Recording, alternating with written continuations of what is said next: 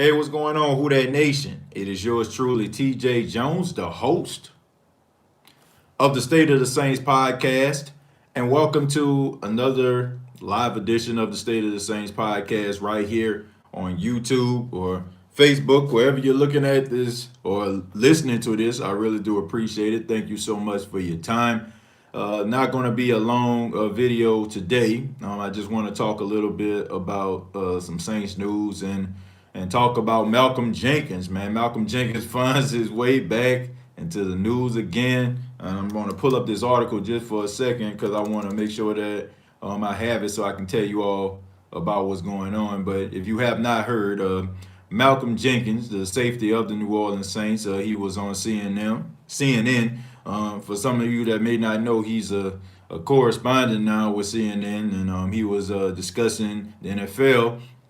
And he gave some very very real thoughts about the NFL, and also the fact that he feels that the NFL is not an essential business. That's right. He does not believe that the NFL is an essential business, and in fact, he is very worried about the NFL playing any games this season. So right now, I'm going to read his quote here. I want to make sure that I don't misquote Malcolm Jenkins, but this is what he said on CNN. He says, "We have over 2,000 players, even more coaches and staff. We can't do that." He was referring to the NBA, how in the NBA they can go into a bubble and, there's not so many people in the NBA versus having 2,000 players and coaches in the NFL. He says, "We'll end up being kind of on the trust system, the honor system, where we just have to hope that guys are social distancing and things like that. And that put us all at risk. Not only us as players, but who's in the building. But when we go home to our families, I have parents that I don't want to get sick. And I think until we get to a point where we have protocol in place, and until we get to a place as a country where we feel safe doing it, we have to understand that football is a non-essential business." And that is a quote coming from Malcolm Jenkins. Now, as a fan, I have to say, man, this is one of the worst things that I can possibly hear. An NFL player that has a lot of, pull and a lot of respect in the National Football League. And when he speaks, the NFL listens. The players actually follow his lead. When it comes to like the player association, he's one of the top guys as part of the players association. He was the one that kind of, got the money for social justice projects. He got the NFL to commit to that. And we all know the type of leader that he was on the Philadelphia Eagles team. So when you have someone like Malcolm Jenkins saying something like this is very, very alarming, man. This is very frustrating. But I have to say I understand, man. I mean, not that I want to understand, but I have no choice but to understand. And I think we as fans, I think sometimes we look at things a little bit selfishly because we think about what we want. And what we want is football. We want to see these guys play. We want to be able to cheer for our favorite team. And we don't want anything to come in between that. That's why when the article last week came out, I had a lot of people that were upset. Like, I'm the one that wrote the article about Dr. Fauci and me talking about what Dr. Fauci said. Like, I didn't write it. You know what I'm saying? I just reported it and I just talked to you all about it and gave my perspective. I don't have an issue with Dr. Fauci. You know what I'm saying? Like, we have to, we count on doctors to make sure that we're safe. When we go to the doctor, we want to make sure that the doctor is telling us some accurate news. We don't want to be walking around and our life is at risk and we don't even know it. We don't want to pretend and just be around here whistling in the fields, acting like we don't have a threat going on out here. COVID-19 is real. You know what I'm saying? COVID-19 is real, despite the fact that, lucky for, the majority of us, this never actually happened to us before. You know what I'm saying? So good. So I'm glad that that's the case. And we feel like just because it doesn't happen, just because we may not know people that may have it, we feel like we're out of the woods. But we still have to carry ourselves and have to be careful at the way we do things. And I have to agree with Malcolm Jenkins here. I mean, the NBA is one thing. The NBA is just a few selected guys. The majority of the players on one team, probably like around 12 to 14 players, and probably about 3 or 4 different coaching staff. So you're probably looking at about 20 people parading themselves out there to represent a team per game. 40 guys, you know what I'm saying? And also, you know what I'm saying, they're able to self quarantine and stuff like that because, like I said, it's not so many people. But you can't do that in the National Football League, man. You can't put yourself in a bubble in the National Football League, man. You have 32 teams, and I would be it would be very interesting to know how they would be able to go about that. So, if you were asking me, should football wait? You know what I'm saying? Should we wait to play football? If it means putting these guys' life at risk, I'm gonna have to say absolutely. I don't want to see football if that means that a guy's end up going to get sick. I don't want to see that. You know what I'm saying? And then there's still a strong possibility that they might end up being sick. Just because a guy goes out there, he tests negative for COVID-19, and he goes out there, doesn't necessarily mean that he may not interact with another football player. And how would they be able to, what would they be able to do? Let's just say, for example, knock on wood, well, if we're going through a season and Drew Brees end up, getting COVID-19, okay, well, he can't play, okay? So that means that another backup quarterback is going to have to come in. Jameis Winston or Taysom Hill is going to have to play, or vice versa. You know what I'm saying? If one of those other players or a top player, you know what I'm saying, at a position where you're not so lucky if you're New Orleans Saints. I mean, if Drew Brees end up getting hurt, you still have a solid starter in Jameis Winston, but you have other teams out here. If their starting quarterback goes down, 9 times out of 10 it's going to be detrimental to their team, and it is going to be a fine line between them actually winning games and even making the playoffs. So that's very, very important. So I would have to say that I don't want to see football if it comes at the expense of putting these guys in harm's way. And I get it. I mean, a lot of people want to see that week 1 game. They want to see Tampa Bay and Tom Brady take on Drew Brees and the Saints, 2 Hall of Famers, 2 elite quarterbacks, 2 guys in their 40s going toe to toe. I get it. But I don't want to see that if it means that these guys are going to end up getting sick or can bring this stuff home. And Malcolm Jenkins made an interesting point. He was talking about him interacting with his parents. You don't want to be out here and giving it to someone that's up there in age, man. I mean, if you're young, you have a strong chance of beating it. But when you're an older person, it's kind of hard for them because of how their bodies are at that particular time. So I have to say I agree with Malcolm Jenkins on that. I know some people in the Who That Nation may not like Malcolm Jenkins that much. I think it has a lot to do with him being outspoken on certain issues that may rattle a few cages or make a lot of people upset. And, a lot of people don't want to hear what Malcolm Jenkins had to say when it comes to certain issues because they may feel like, well, he plays football. What does he know? And I don't understand that. But, I mean, that's another story for another day.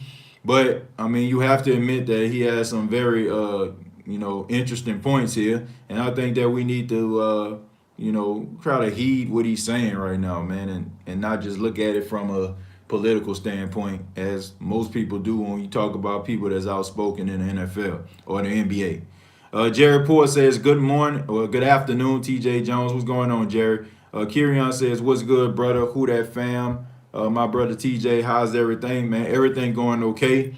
At the station right now, just finished conducting an interview a few minutes ago. Went really well, and just glad to talk to the Who That Nation. Jerry Poor said earlier this morning the NFL canceled the Hall of Fame game between the Steelers and the Cowboys in the Hall of Fame ceremony. I mean, I think that was a good move, Jerry. Yeah, I saw that. I seen the news come out. You have 2 historical franchises, of course. I know they got one of the biggest fan bases, I guess, among football fans. But like I said earlier, you want to make sure that these guys are safe.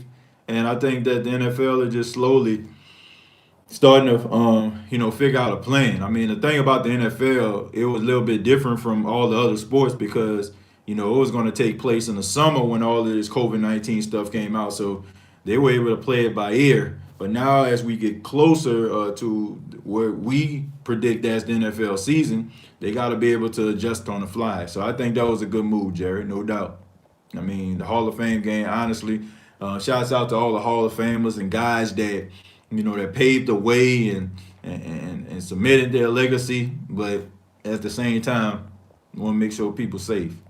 ATJ, who that from Who That Nation, Cali chapter, man. What's going on? Thank you very much for checking out the live.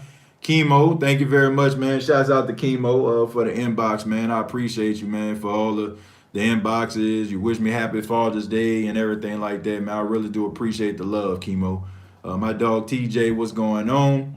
Annie says, who that? I honestly think that they won't play because of the recent spike in cases. I kind of agree with him on the issue with bringing it home to your families. Yeah, Annie, I mean, that's a very logical way of thinking. A lot of people are upset about this because, like I said, they're thinking about it selfishly, man. And I hate to say it like this, and I think I have a lot of people out here that probably can relate to this. When we were going through Hurricane Katrina back in 2005, a lot of people didn't really react the way that we feel like they should have reacted. You know what I'm saying? So imagine how that feel when it comes to COVID-19. I'm just using that example. Sometimes, like, when we don't have a dog in a fight, when we don't have anything to lose, we always get upset and talk about what other people need to do, but we never put ourselves in that position. You know what I'm saying? So when we were going through, we wanted people to understand that. And I feel like when people with COVID-19 are going through and these numbers are spiking, we need to have the same level of respect that we wanted people to have for us back in 2005 when we were going through. We want them to have the same type of sympathy and empathy for us, you know what I'm saying, as we try to maneuver through this thing called life. So it's the same thing with COVID-19, man. Let's try to disassociate ourselves and, try to make it about us. I know it's kind of hard to do. Football is very important. We consider it being essential in this country. I mean, people say baseball is America's pastime. I disagree. Maybe during the wartime in World War II, or when the guys came back from the war and during the baby boom era, I get all that, but football to me is America's pastime. It has completely passed up baseball. I like baseball, got a lot of respect for the players, but I don't think America loves baseball more than it loves football in 2020. So I get it, but let's put ourselves in those guys' position, and we got to make sure that we're looking out for these guys' safety. Just got just got to live one day at a time during this period. Yep, that's true, Jerry. You got to, man, and appreciate the days you here. I know I do, man. To get off subject, I know I have an appreciation for life right now. For those that have been following me since October, there was a very scary time for me. I almost, lost my life, being in the hospital and stuff like that. Pneumonia turned into a rare form of anemia for some time. They thought I might had a battle with leukemia. Thank God that wasn't the case. And, when I got out that hospital, man, I just had a whole new lease on life. Even the way that I do shows like this, I used to be so worried about how many people looking at videos or how many people actually paying attention to what I'm saying. I used to let that kind of stuff consume me. But when I got out of there, man, I had an appreciation for life. You know what I'm saying? I had appreciation for every single day. That's why, I make an effort to kiss my girl every day, kiss my son, tell him I love him every single day. And tell you all how much I appreciate you all. You never know when it's your last day. And also, I try to treat every day like it is my last day. Everything that I do, I try to put forward the best effort. So I definitely agree with Jerry on that. But we also want to be able to appreciate the people that are around us too, man. We can't just look at it from our own perspective. We got to appreciate others' existence too. And we do that by telling people that we care about them, telling them that we love them, telling them that we appreciate them. You never know who needs to hear something like that. Sometimes the people that we think have it figured out the most are the people that need to hear how much they appreciate it the most. Remember that. Football, can we wait? Real talk. Yeah, football can wait, Darrell. I agree with that. Don't get me wrong, I need football in my life. However, not at the cost of my favorite athletes' lives.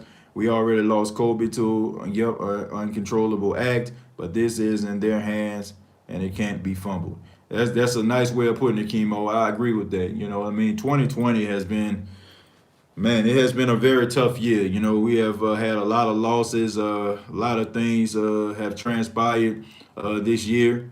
And in my lifetime, man, I never seen anything like it. You know, it kind of started with the death of David Stern, the NBA commissioner, and then from him, Kobe Bryant, and man, just COVID-19, and it just has been like a, just a downward spiral, man. And you're wondering like when is 2020 going to let up? And you look back, like now we're at the midway point. So, what can we do? But I definitely agree, man. We don't want to put these football players in harm's way. It's never been essential. It's so dumb. Just do your job. Not everyone can just not go back to work. NFL and NBA players need to suck it up, man. I disagree with that, Dylan. You know what I'm saying? Look, I feel like this. It's not necessary, man, and it's not one of those situations where you talk about suck it up, man. Like these are like guys that on a football field sweating, interacting, bumping into each other, you know what I'm saying? Like right there in each other's, areas and stuff like that. You know what I'm saying? What does a cornerback supposed to do? He's supposed to jam a wide receiver. Well, let's just say that wide receiver, you know what I'm saying, has COVID-19, doesn't have any other symptoms of anything like that. And you know what I'm saying, that cornerback just trying to make a play, you know what I'm saying, jamming that wide receiver, and the next thing you know, he wakes up, you know what I'm saying, a couple of days later, coughing or has symptoms of COVID-19. So like I said, Dylan, we can't look at these situations like it really don't matter, because they do. I mean, people are dying of this virus, like it's just a fact. I mean, we don't want it to happen. We don't think that, it should happen, but people are dying of this virus. There's no cure for this virus. There's no vaccine for this virus. They say that you can treat it, and you can treat it, but at the same time, it depends on your immune system.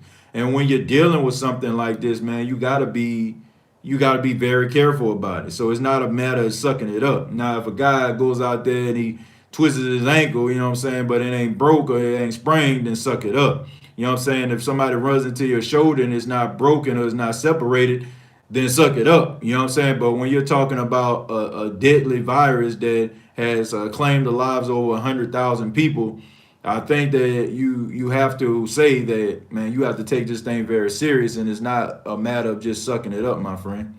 But you know what I'm saying? You're entitled to your opinion, but we don't want to put these guys in harm's way for our entertainment, just so we can have something to talk about, I mean, it don't get that serious. Going back to work, I'll check out the rest of the podcast later. Y'all be safe. All right, Kirian, man. Check it out, a little bit later. You take care, man. Military men and women have suffered and risked an awful lot more than back-to-back deployments away from their families a year at a time while risking their lives, also while making $70,000 or less.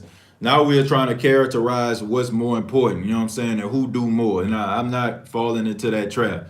Look, the military does an outstanding job. I got a lot of respect for the military. I mean, for those that know, a couple weeks ago, I had my brother who did 3 tours of Iraq and Afghanistan. You know what I'm saying? He was in downtown Baghdad when it was rough out there. You know what I'm saying? Like when the war was just kicking off. So, you know what I'm saying? If anybody got appreciation for the military, it's me. The fact that my brother, you know what I'm saying, went over there and defended freedom. So I don't think that has absolutely nothing to do with that. You know what I'm saying? It's not about what's important, what's not important, who do what more, and who do what less. It don't matter, man. You know what I'm saying? So the fact of the matter is we have a deadly virus that is out here right now. A deadly virus, okay? Despite the fact that if you have been affected by it, or somebody been affected by it, it's still claiming the lives of people. And I don't care if they're in the military. I don't care if they're on the football field, baseball field. If there is a risk that you can possibly contract this virus, then you want to make sure that these guys are being protected, okay? So, I mean, when somebody contracts COVID-19 at our business, I guarantee you, if you work with somebody that contract COVID-19, they're gonna shut your business down. That has been the narrative. I've heard 3 and 4 different people that I know personally have no longer can go back to work because somebody contracted COVID-19 at their place of business. What I'm saying is this, okay? It is very, very serious, and we need to treat it like it's serious. And like I said, it's not about what's more important, who do what more. Don't matter. It's important for us to be safe. Right on, TJ. I never leave a friend's house without lifting my leg and letting one last one rip. But I'm out the door because you never know if that's the last part your friend will get a chance to smell. I'll be ripping them, man. Yeah, man. Yeah, exactly. You know what I'm saying? You want to make sure that you value the people that you love the most, man. You want to be able to be there for them. But like I said, man, COVID-19 is one of those tough things, man, and it's frustrating, man. It's getting to that point where a lot of people are just becoming really frustrated because it feels like it's taking over your life. Like me and my best friend yesterday, man, we decided we were going to cancel our trip to Miami. We were supposed to take in August for our birthday weekend. And our guys trip that we normally take, with my college buddies every single year. We decided to cancel that due to COVID-19. So I can understand how we feel like it's starting to take over our lives, man. But it's better for us to be safe than sorry. I wish I had the solutions of how we can solve this problem. Yeah, I have a solution, but I don't think it's going to work because how people are as far as them, wanting to get out, wanting to do things.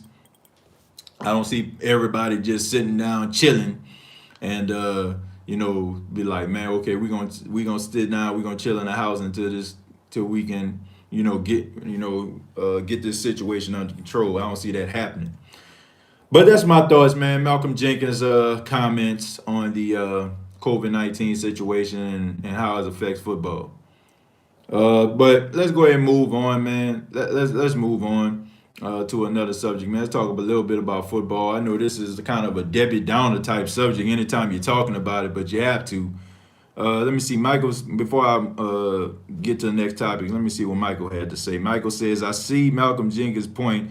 If the season started next week, we'll still have another 3 months. We don't know what will happen. And if we still have it, then I get it. The time has come to let COVID run its course. We can't hide forever. Man, Josh, my guy, I don't think it's about hiding forever, man. Look, this is not like, I don't know, man. It's not like the battle of attrition. You know what I'm saying? Like, it's not like who can go further, who can be out the longest, you know what I'm saying? Who can endure the most? Nah, it's not like that. You know what I'm saying? Like, this is a virus that is very, you know what I'm saying? Like, it seems like very easy to catch. You know what I'm saying? And I don't care what people are saying, you know what I'm saying? As far as like, oh, it's not that big of a deal. You know what I'm saying? Like, man, we need to stop testing. That's the reason why the numbers are going up, this, that, and the third. I don't know, man. All I'm saying is we have to get this thing under control by any means necessary. And all I'm saying is by proving that, we can go outside and weather the elements without catching it, that's still, I mean, I put it like this, you know what I'm saying? Like, you can drive for 20 years, okay?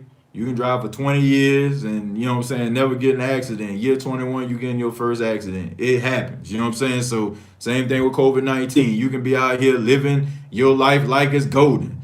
And then the next thing you know, you're in the hospital.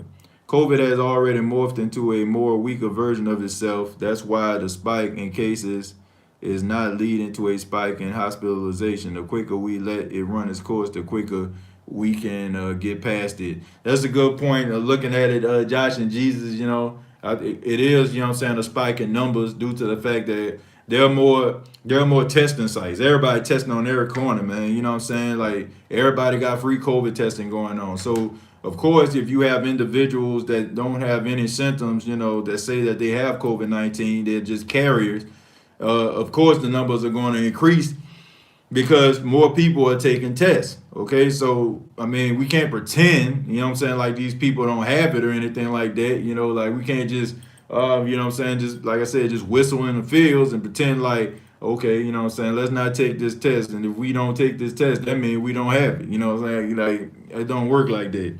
But I do want it to go ahead and, reach its, course or whatever like that. But if you look around the world and stuff, people have really kind of buckled down, man, on it. You know what I'm saying? And it came from people being still, being stationary. Like, I hate to say it, man, but us Americans, man, we ain't trying to keep still. You know what I'm saying? We trying to see what's going on out there.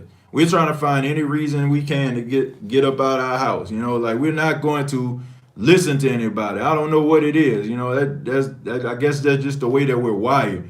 We don't like to heed advice. We don't like to listen to what people are saying. You know what I'm saying? We don't like anybody to try to stop us from doing the things that we love to do.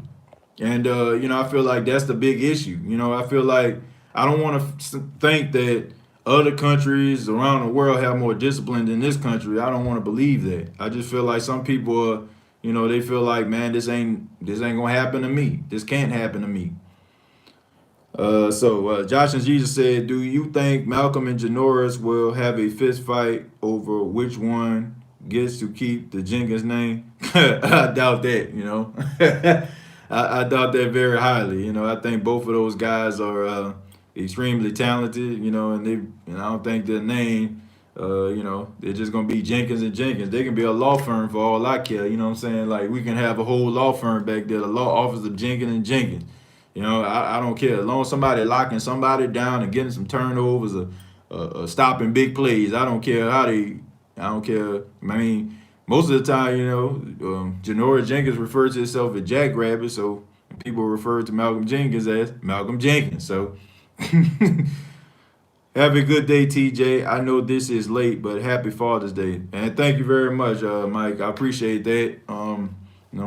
My first 4 years as a father, I mean, I had opportunity to have a Father's Day last year, but Paxton was about a month old at that time. So to be able to have a full year and not lose my mind and not hurt my son, you know what I'm saying? Not do nothing crazy, you know what I'm saying? Like, making rookie mistakes as a dad, so I'm glad, and man, one of the most fulfilling things in my life, is being a dad. I don't think nothing else trumps that at all. Being a dad, being a father to him. I knew how it was to grow up without a dad, man. I mean, like I said, I give y'all the real, man, because I don't just consider y'all just viewers of a show. I look at y'all as, my friends, so I feel like I have friendly conversations with you all. I grew up without my dad. I met my dad for the first time when I was 23 years old. And I know what it feels like to not have a father in my life and not be there for me. Now, I mean, I had father figures in my life. Shouts out to my grandfather, my Uncle Bill, my uncles Isaac and Jerry, who were more like my brothers because I think my Uncle Isaac was probably 7 years older than me, and my Uncle Jerry was like 5 years older than me. But I know how it feels, man, and I don't want my son to feel the type of pain that I felt. You know what I'm saying? Like, I want to be able to put the back teen on his knee when he scrape it. I want to be able to, if he's interested in sports, I want to be able to tell him good game when he wins and, get him next time, Tiger, when they lose. You know what I'm saying? So, I look forward to those days, I don't look forward to waking up at 2 o'clock in the morning when he hungry, he wants something to eat. But nevertheless, you know what I'm saying? I still love my son and I love being a father. Little guy looks 100% like you. I hear that all the time. Ernest, man, what's going on, Ernest? Man, I ain't hear from Ernest in a while. Among the recent numbers, Louisiana is slowly reducing infection rates by taking the virus serious and wearing masks, washing hands. We are praying for everyone and happy Father's Day. Yeah, man. I agree. We got to start taking this stuff serious. And look, I'm one of those folks, man. I got to start taking it serious too. Like I'm not gonna throw the brick and hide my hand. You know what I'm saying? I feel like there are certain things that I can do in order for me to take this thing a little bit more serious, man. But I like I said, we have to use all this material that we have in order for us to try to get a curve going here. I understand like how people feel. Sometimes people kind of tie this situation to political views, man. I don't think it's about political, you know what I'm saying? I just think it's about being safe, and we have to remember that. It's all about being safe, whether we agree or not. Not sure if you answered already, but do you believe we will have a season? It's up in the air, Chemo. I didn't answer the question, but it's up in the air. And right now, I have to say, I really do not know. I really don't know if we're going to have a football season. Believe it or not, I don't, because Malcolm Jenkins raised some very interesting questions, and I feel like the NFL gonna need to answer before we really just say, okay, man, let's get this season underway. Uh, Working brother, wife have a brother working in the yard too, but still appreciate your vine. Man, I appreciate that, man.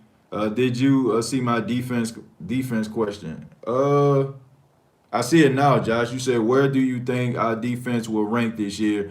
I say around 8, best defense in the league. I don't know about that. I think they're going to be better than they were last season. I think they were ranked maybe like number 15, if I ain't mistaken. So, I mean, that's pretty middle of the pack. I feel like with the addition of Malcolm Jenkins and a full training camp with Janoris Jenkins, they'll be able to improve uh, in the secondary. You know, I feel like they have some guys that know what they're doing back there, some veteran leadership that can get these young guys in position and also be able to understand the offense better than some of these younger players. You know, players that have seen it all and they've done it all. I mean, you got Malcolm Jenkins and Janoris Jenkins, the law office of Jenkins and Jenkins, as I'm gonna start calling them. I like that. The law offices of Jenkins and Jenkins. I see these two guys being in their 30s, guys that have seen all different types of defense, guys that have not shied away from big moments. These two guys both came from big media market teams, ironically, from the NFC East. Janoris Jenkins from the Giants and Malcolm Jenkins from the Philadelphia Eagles. So I mean, these guys understand the big moments. They understand like what it's like to have the spotlight. So when those big games do come, when San Francisco comes to town, when Kansas City comes to town, you know, these guys will be able to rise to the occasion. And I think that you know, the fact that these guys are in their 30s, they've seen all different types of offenses. So I think they'll be okay. I think the addition of these two guys are going to improve the Saints defense. You know, I don't know about number 8, but I don't see no reason why they shouldn't be in the top 10.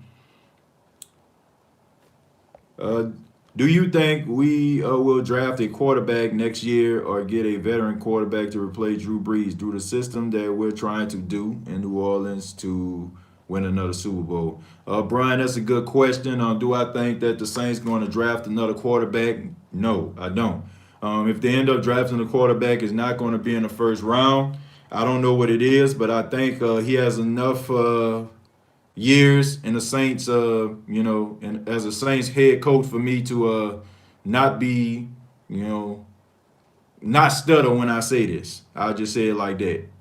I would just say it like this. I don't think Sean Payton really likes rookie quarterbacks. I mean, I never really seen him draft one. Gary Grayson, I mean, I seen him get drafted in the 3rd round, but Saints gave up on that guy so quick. You know, I forgot he was even on the team. And Ryan Griffin and stuff like that, I think he was an undrafted free agent. So, I mean, I just don't think Sean Payton really likes rookie quarterbacks.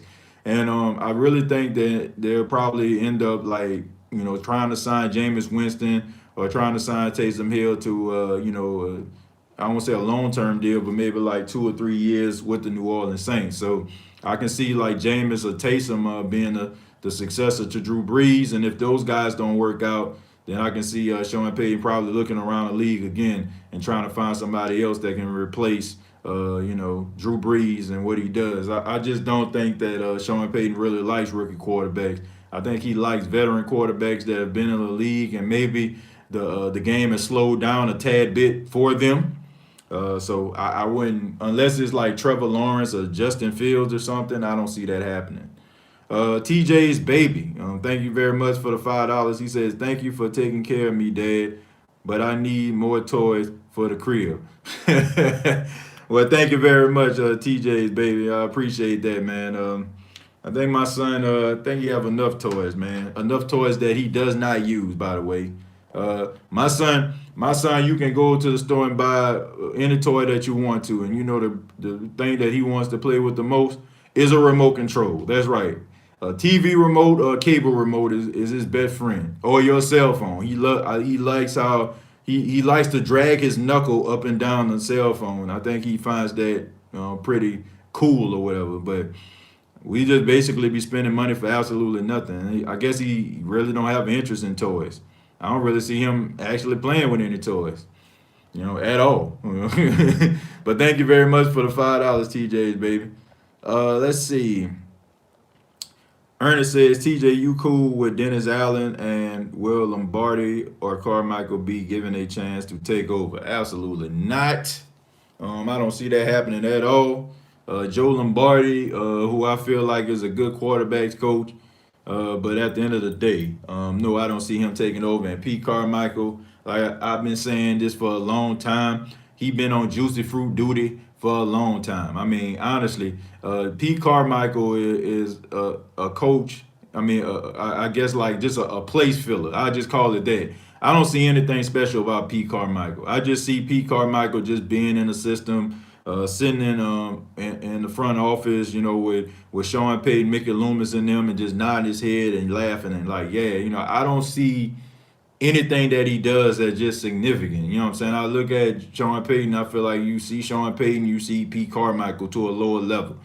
I feel like he just reaping the benefits of it. And that's the reason why I feel like he never really got an interview for a head coaching job, because a lot of people look at Sean Payton as the genius and they look at Pete Carmichael as just a guy that just, offensive coordinator who just has that as a title and not for what he does. So no, I don't. Joe says, "What's up, TJ? With the host, what's going on, Joe? How you doing, man?"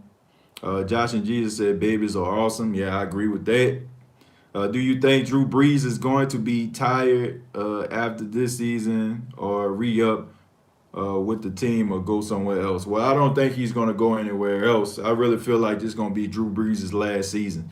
I think a lot of people just kind of scoffed at the fact that he said I was gonna take some time with my family and figure out if I wanted to come back. But man, Drew Brees, I mean, he a straight shooter, man. Like I don't see no reason. Like he not on no Brad Favre stuff, man. Like Brad Favre retired, came back, retired again, came back. I don't get those vibes from Drew Brees. I really feel like he really considered retiring. I really feel like he had a conversation with Brittany.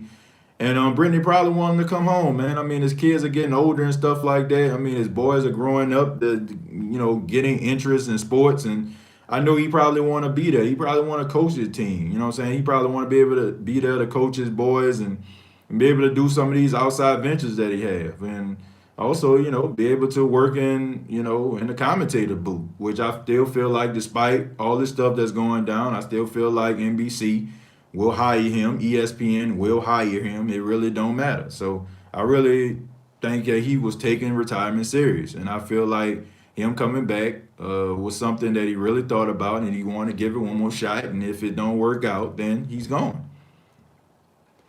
I think the Saints are very stout. Their defense, with all of the moving parts, how do they stay healthy through the season? Well, Jonathan, I wish I had that answer for you. I wish I had that answer for you 2 years ago. Wish I had the answer for you 3 years ago. But I don't know, man. You just got to go out there and you got to play to the whistle blows, man. I mean, injuries are unfortunate. You know what I'm saying? Like, I mean, it's just the fact that it just happens. It comes with the territory. But the Saints just got to find ways to, get depth, and they got to be able to have a good rotation of guys. And I'm glad Jonathan brought that up, because that leads to my next topic of discussion, and we're going to talk about for a few minutes the Pro Football Focus rankings. They have the New Orleans Saints ranked second as a roster. The team that is number one is the Baltimore Ravens, followed by the New Orleans Saints. And according to Mike Triplett, when he looked at the information, about Pro Football Focus, he said that the weakest link on the New Orleans Saints team is Andrews Pete. Ironically, the guy that signed a 5-year, $57 million contract, he considers to be the weakest link on the team. And, I think a lot of people in Who That Nation may agree with him. A lot of people consider Andrews Pete as being soft. A lot of people consider him as being, a liability on the offensive line. But I think that the way that the New Orleans Saints use Andrews Pete, and the way that the Saints throw the ball all over the field, I think that doesn't play into the strengths of Andrews Pete. That is the reason why I feel like the New Orleans Saints were committed to giving him a 5-year deal, because the New Orleans Saints understand that Andrews Pete is a better run blocker than he is a pass blocker. And that is why when people ask me, do I think the Saints are going to run the football a little bit more this season, that's the only thing that I can give them, or any level of optimism. That is what I go back to. The fact that they signed him to a 5-year deal. And the question would be, Why would you sign him to a 5-year deal if you know that he's a run blocking offensive lineman better than he is a pass blocking offensive lineman when the Saints are a pass dominant team?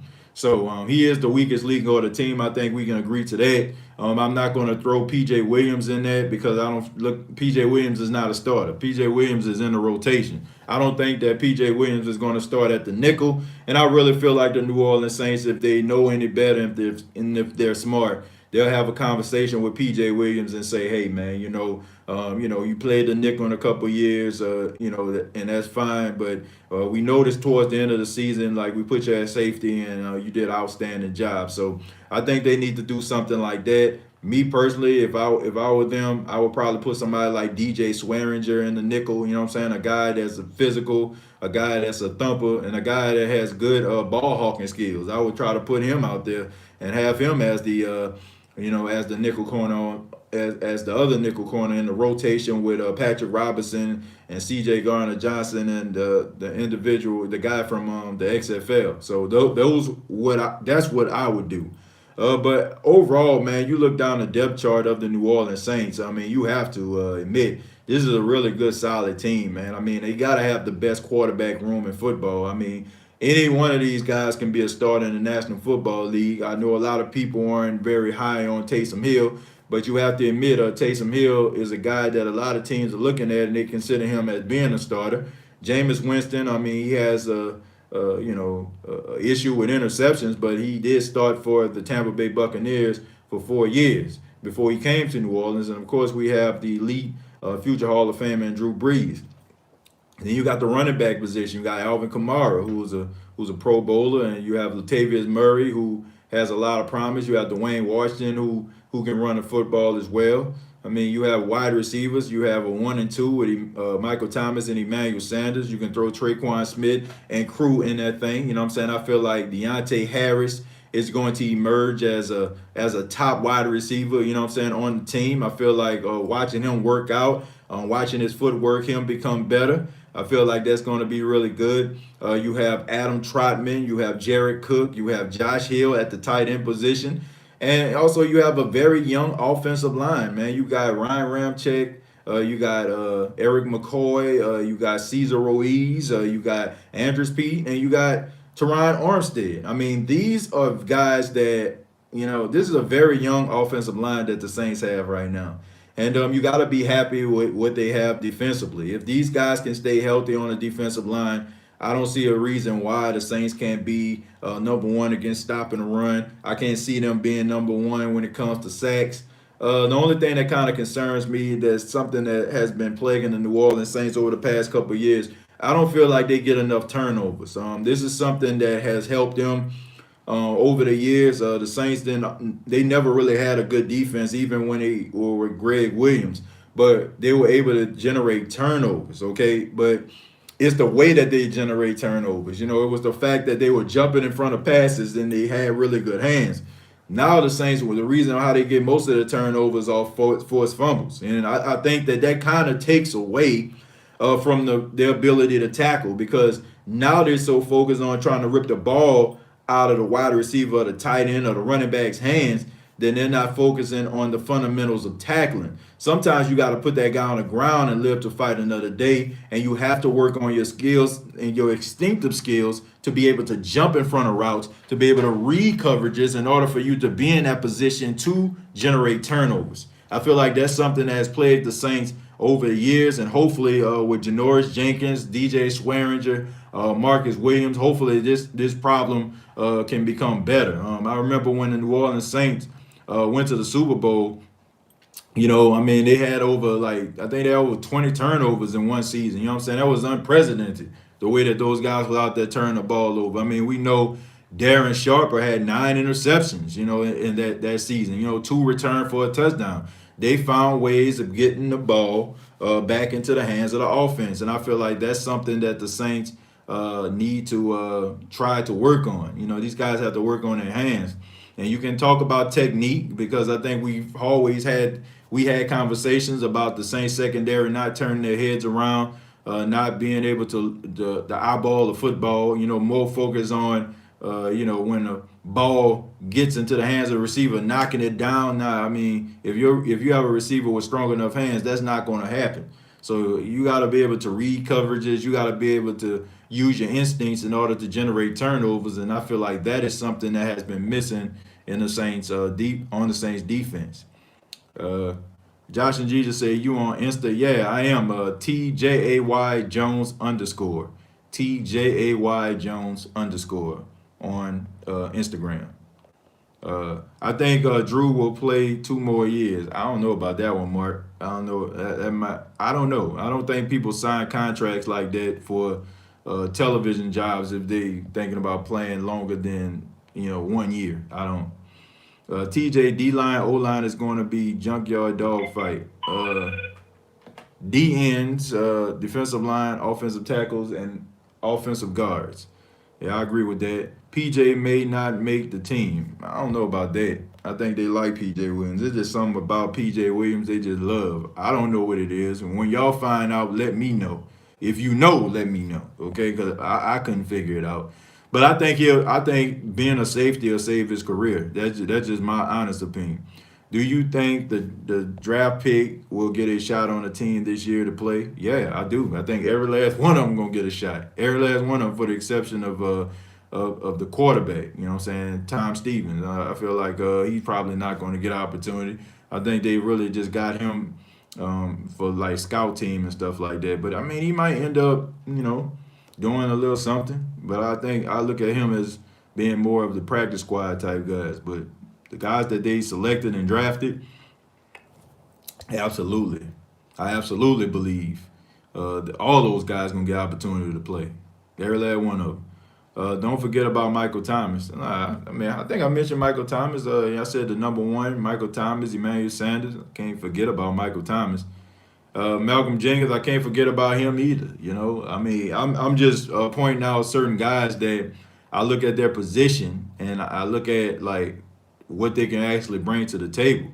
Malcolm Jenkins is a guy that's really smart and knows offenses, but he's never really been a ball hawk or anything like that. He's just been a guy that was a Johnny on the spot, a guy that you can count on being where he needs to be. But when you look at people that can actually generate some turnovers, we're talking about DJ Swearinger. We remember the good work he did out there in Washington. Probably wouldn't even be a Saint if he didn't have issues of being injured.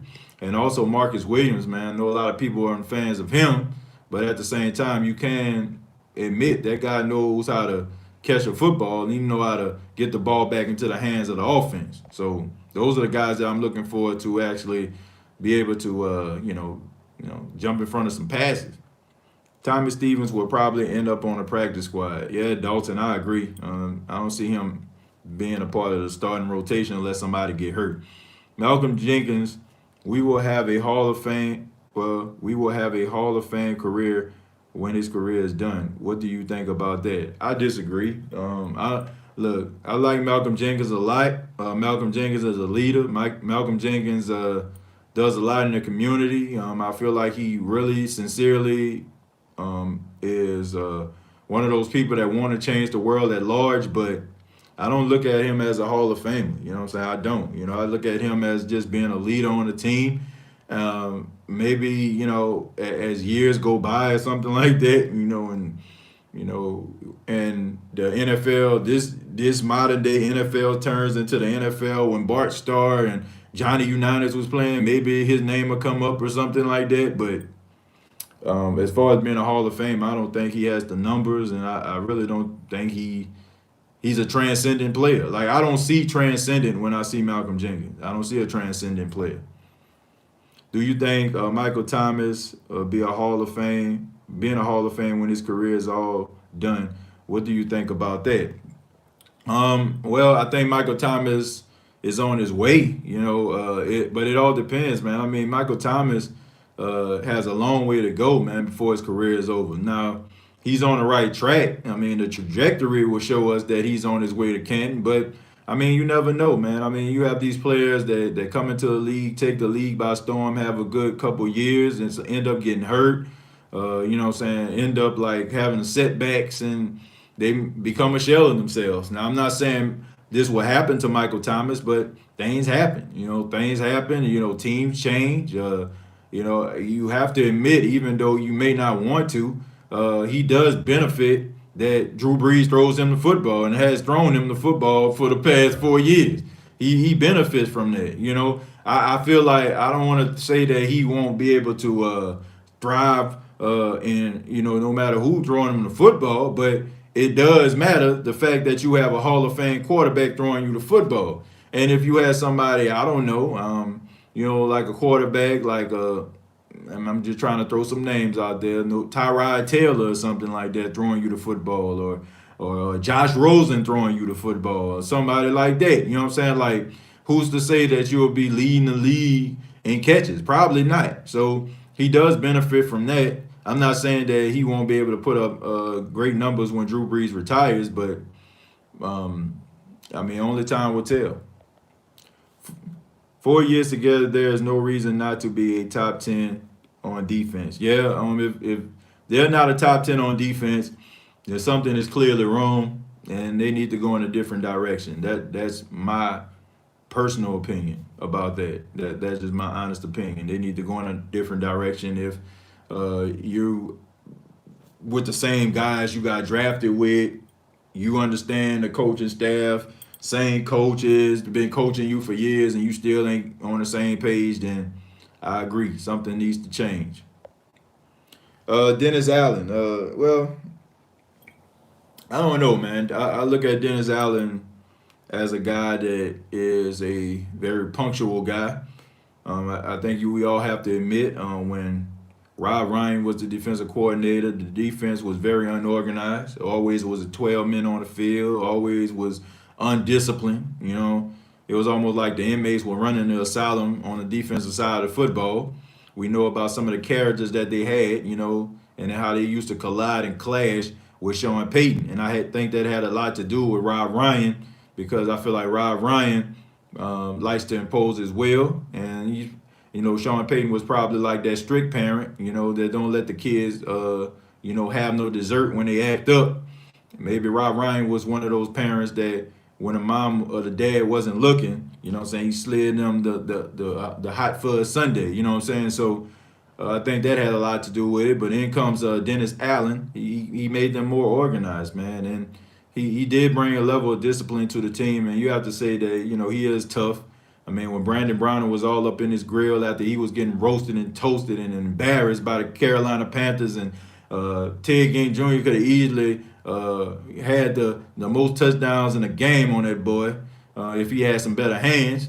He did get in the face of Brandon Browner and told that boy that he was messing up. So I got a lot of respect for him in that regard. He don't back down, but you have to say, man, if they're not on the same page, if they're not better, if they're not more productive, then maybe the Saints need to think about doing something else. But I'm about to go ahead and get up out of here, man. But I want to say thank you all for checking out the live. I really do appreciate it. Be sure to subscribe to the YouTube channel if you have not already. YouTube.com, search The State of the Saints Podcast. Facebook.com, search The State of the Saints Podcast. On Instagram, TJAY Jones _ TJAY Jones _ and on Twitter at State of Saints. Thank y'all so much. Enjoy the rest of your day. You take care. Be happy. Be healthy. And most importantly, man, show some love out there. All right. Take care. Till next time. All I got